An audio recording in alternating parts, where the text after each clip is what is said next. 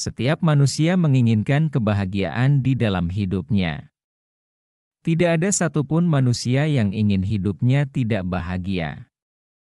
Orang melakukan berbagai cara dan usaha untuk mendapatkan kebahagiaan ini. Bahagia berarti memiliki ketenangan batin. Agar dirinya tenang, maka manusia membutuhkan sebuah pegangan, atau kita menyebutnya dengan keyakinan. Kita bisa duduk dengan tenang di atas kursi karena yakin bahwa kursi itu tidak akan patah ketika diduduki. Kita bisa tinggal di dalam rumah dengan tenang karena yakin rumah itu tidak akan roboh saat ditempati. Kita bisa melewati jembatan dengan tenang karena yakin bahwa jembatan itu tidak akan ambruk ketika lewat di atasnya. Begitulah, keyakinan akan membuat diri kita menjadi tenang. Sebaliknya apabila kita tidak yakin, maka hati tidak akan tenang, merasa khawatir, takut dan cemas. Keyakinan akan sangat berpengaruh terhadap kehidupan manusia. Ia dapat mempengaruhi pikiran dan tindakan manusia. Manusia akan berpikir dan bertindak sesuai dengan apa yang diyakininya. Dia akan mementingkan dan rela berjuang, bahkan berkorban, untuk apa yang menjadi keyakinannya tersebut. Karena setiap manusia membutuhkan keyakinan, maka setiap manusia pasti mempunyai sesuatu yang diyakini atau dipertuhankan. Tuhan adalah sesuatu yang diyakini dan dipentingkan oleh manusia, sehingga ia rela dikuasai oleh sesuatu itu. Sesuatu yang dipertuhankan manusia itu biasanya sesuatu yang menurut dia benar atau baik. Meskipun kadang bersifat sementara, contohnya ada seorang mahasiswa yang kuliah untuk mendapatkan selembar ijazah yang diinginkan. Ia meyakini bahwa dengan memiliki ijazah itu maka masa depannya akan lebih baik, sehingga ia rela tidak tidur, lupa makan, bahkan melanggar aturan misalnya mencontek demi mendapatkan ijazah yang diinginkannya. Maka saat itu dia menjadikan ijazah sebagai Tuhannya. Begitu selesai kuliah dan ijazah telah ia dapatkan, maka ia tidak lagi mentuhankan ijazah itu. Selanjutnya ia mulai berpikir bagaimana agar mendapatkan pekerjaan dan mapan secara ekonomi. Kemudian setelah mendapatkan pekerjaan, ia bekerja keras siang dan malam untuk mendapatkan uang. Ia yakin dengan bekerja keras dan mendapatkan uang yang banyak hidupnya akan enak. Ia rela menjilat atasan dan menginjak teman sendiri demi mendapatkan jabatan. Orang tua di kampung pun terlupakan, karena banyaknya pekerjaan. Maka saat itu pekerjaan telah dijadikan sebagai Tuhannya. Selanjutnya ia mulai jatuh cinta kepada seseorang yang diyakini dapat membuat hidupnya bahagia. Ia akan teringat wajah kekasihnya itu siang dan malam. Kemanapun ia pergi akan selalu terkenang. Kekasihnya mulai mempengaruhi hidupnya, bahkan merubah pola kehidupannya.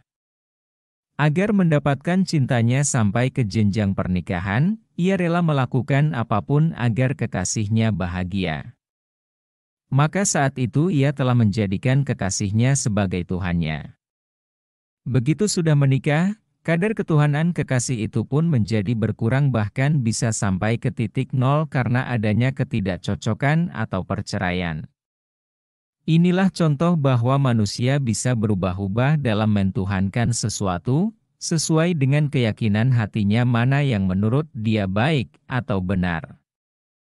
Dengan adanya contoh tersebut, maka kita mengetahui bahwa semua manusia pada hakikatnya pasti bertuhan. Tidak ada seorang manusia pun yang tidak bertuhan, ateis. Meskipun sebagian orang mengaku sebagai ateis, namun pada hakikatnya dia tetap menjadikan sesuatu sebagai Tuhannya, baik itu yang abstrak, seperti hawa nafsu dan akal, maupun yang nyata, seperti materi ataupun sesama manusia.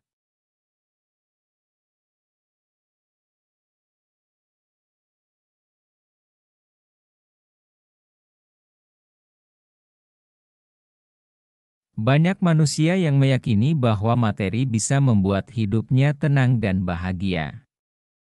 Dengan materi ia berpikir bisa mendapatkan apapun yang ia inginkan.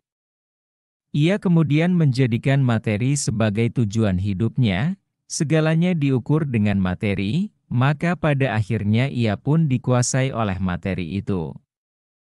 Orang seperti ini pada hakikatnya telah menjadikan materi sebagai Tuhannya. Banyak pula dari manusia yang selalu menuruti hawa nafsunya, karena ia berpikir dengan menuruti hawa nafsu akan mendapatkan kesenangan dan kepuasan. Dia akan melakukan apa saja asalkan keinginannya terpenuhi, ia tidak peduli apakah hawa nafsunya itu akan menghancurkan dirinya atau tidak. Dia tidak peduli apakah orang lain dirugikan atau tidak, yang penting hawa nafsunya bisa terlampiaskan. Maka orang seperti ini telah menjadikan hawa nafsunya sebagai Tuhan. Banyak manusia yang mau menuruti apa saja keinginan orang lain tanpa mempedulikan benar atau salah, rela menjilat asalkan orang tersebut senang, memujanya secara berlebihan, dan mengagung-agungkannya.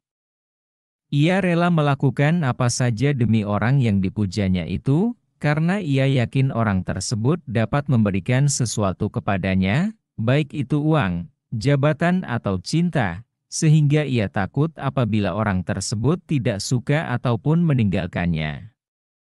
Dengan demikian orang tersebut telah menjadikan manusia lain sebagai Tuhannya.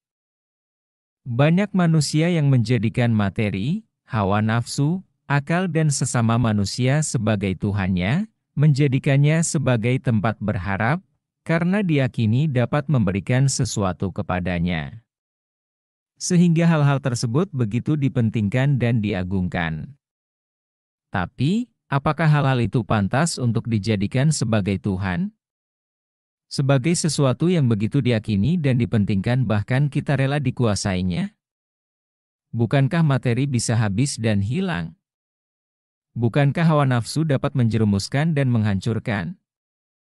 Bukankah kemampuan akal memiliki keterbatasan? Bukankah setiap manusia memiliki kekurangan? Bukankah materi, hawa nafsu, akal dan manusia tidak bisa memberikan kebahagiaan yang hakiki? Bukankah penuhanan terhadap materi, hawa nafsu, akal dan manusia bersifat relatif? Sebagian orang menjadikannya sebagai Tuhan, dan sebagian lainnya tidak menjadikannya sebagai Tuhan, bahkan menjauhinya. Maka sungguh tidak pantas kita menjadikan itu semua sebagai Tuhan, sebagai sesuatu yang begitu diyakini dan begitu dipentingkan, bahkan kita rela dikuasainya. Lalu, siapakah yang layak untuk diyakini dan dipentingkan serta kita rela dikuasainya? Siapakah yang layak dijadikan sebagai Tuhan? Tentu yang layak untuk diyakini dan dipentingkan serta kita rela dikuasainya adalah sesuatu yang lebih hebat dari materi, akal, hawa nafsu, manusia dan semua yang ada di alam raya ini. Siapakah yang lebih hebat dari itu semua? Yaitu yang menciptakan dan menguasai alam raya. Maka yang patut kita jadikan sebagai Tuhan adalah Sang Pencipta dan Penguasa alam raya itu. Dialah yang layak untuk kita yakini, kita sembah dan ibadahi serta menerima ketundukan kita.